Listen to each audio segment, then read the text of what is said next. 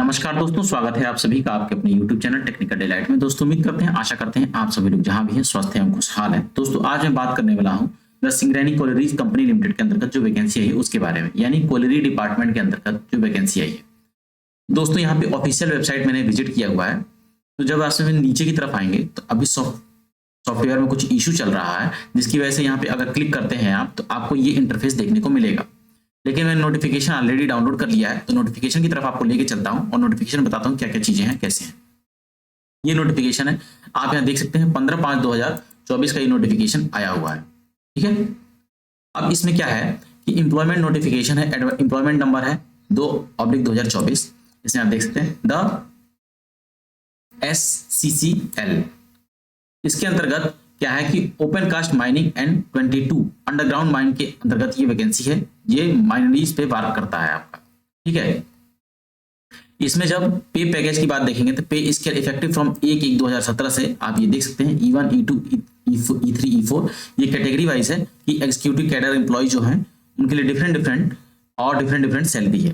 ठीक है, जो आपका डीए होगा ऑफ अ बेसिक पे, जो आपका डीए लगता है बेसिक पे ही लगता है। ठीक है, उसके बाद पर कैन अलाउंस दिया जाएगा आपको 35% ऑफ द बेसिक पे का दिया जाएगा। ठीक है, एनुअल इंक्रीमेंट होगा आपका 3% का, जो कि सेंट्रल गवर्नमेंट का यहाँ पर नियम लगेगा आपका। आप जो आपका contribution coal mine provident fund में होगा वो 12% होगा बेसिक प्लस डीए का।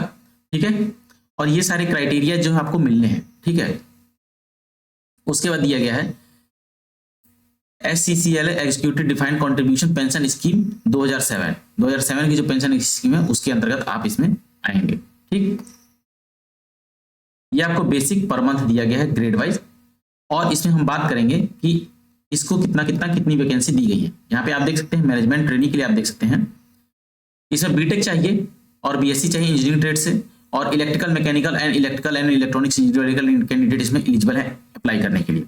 एज लिमिट की बात करें तो इसमें 18 से लेके 30 साल तक एज लिमिट मांगी गई है। रिलैक्सेशन आपको कैटेगरी वाइज दिया जाएगा, SC ST and BC candidate को 5 साल का। ठीक है, और जो मिनिमम परसेंटेज होना चाहिए वो 60% मार्क्स होना चाहिए। 5% का रिलैक्सेशन दिया जाएगा SC एंड ST कैंडिडेट को। ठीक है, उसके बाद एक पॉइंट इसमें और है, इसमें अनरिजर्व कैटेगरी की जो सीटें दी गई हैं open to all, that is local and non local.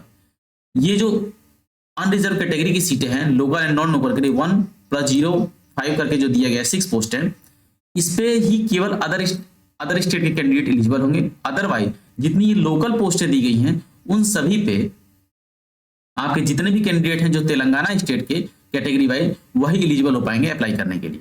ठीक है, सेम क्राइटेरिया यहाँ पे 36 सीटें दी गई हैं, जिसमें 31+05 आपका दिया गया है।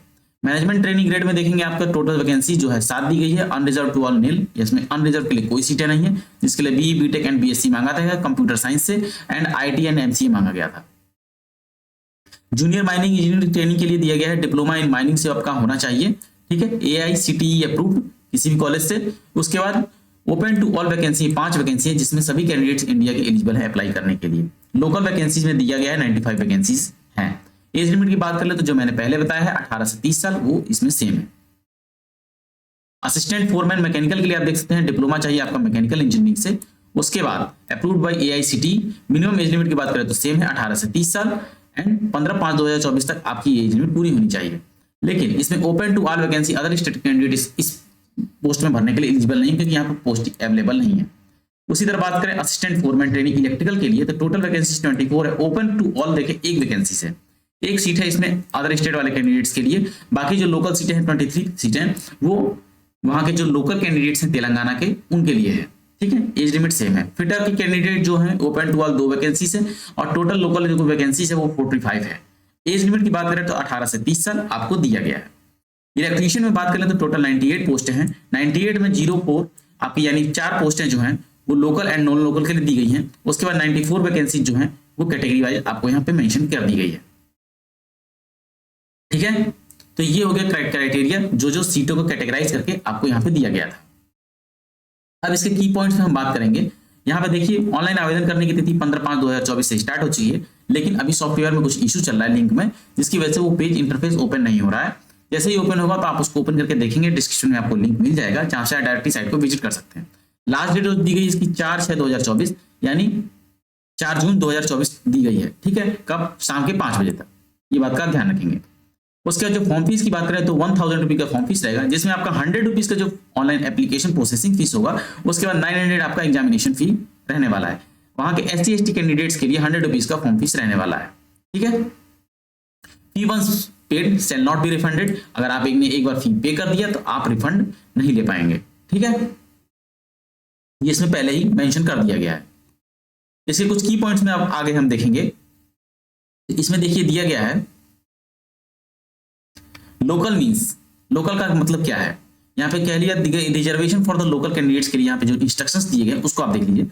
95% post are reserve for local candidate to the implement the spirit of presidential order 2018, ठीक है, as approved by the board of director SCCL, the following guideline will be followed. Candidate belonging to following districts in the state of Telangana, namely जो states का नाम दिया, जो districts का नाम दिया गया है, ये सभी कैंडिडेट्स को लोकल की कैटेगरी में रखा गया है, ठीक है।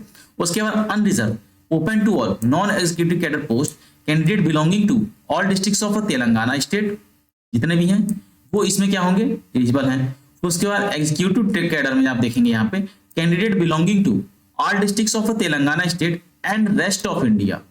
रेस्ट ऑफ इंडिया का मतलब यह है कि तेलंगाना को छोड़ के जितने भी अदर और स्टेट्स आते हैं वो सभी कैंडिडेट इसमें एलिजिबल है अप्लाई करने के लिए एग्जीक्यूटिव कैडर पोस्ट में, ठीक है। तो ये चीजें मैंने आपको पहले ही जब नोटिफिकेशन में बताता गया था स्टार्टिंग से ही, तो मैंने इस पॉइंट को मेंशन कर दिया था, ठीक है, कि किस वैकेंसी में टोटल एलिजिबल है अप्लाई करने के लिए।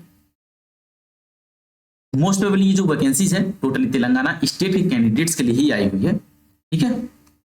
इसके जो भी की पॉइंट्स है वो सभी मैंने आपको बता दिए हैं। जो मेरिट का सिलेक्शन होगा आपका टोटली एग्जामिनेशन बेस्ड होगा। मिनिमम क्वालिफाइंग मार्क्स की आप यहाँ देख सकते हैं। OC/EWS के लिए देखते हैं 40% एग्जीक्यूटिव कैडर में, और नॉन एग्जीक्यूटिव कैडर में 30% चाहिए, और इनके BC एंड PWD के लिए 35%, 25%, SC ST के लिए 25% एंड 15% दिया गया है, ठीक है। Media of conducting recruitment test will be in English only. जो आपका एग्जामिनेशन मोड होगा वो खाली इंग्लिश में रहेगा, किसी और मोड में नहीं रहने वाला है, ठीक है। तो यही एक इंपॉर्टेंट आप सभी को अपडेट देनी थी। वीडियो आपको अगर पसंद आता है वीडियो को लाइक करें, चैनल को सब्सक्राइब करें, अपने दोस्तों में शेयर करना ना भूलें। फिर भी अगर आपको कोई क्वेरी होता है तो मुझसे कमेंट बॉक्स में कमेंट करके पूछ सकते हैं। मेरा टेलीग्राम ग्रुप ज्वाइन कर सकते हैं, आप भी मुझसे वहां पर कुछ भी पूछ सकते हैं। वीडियो बनाने के लिए धन्यवाद।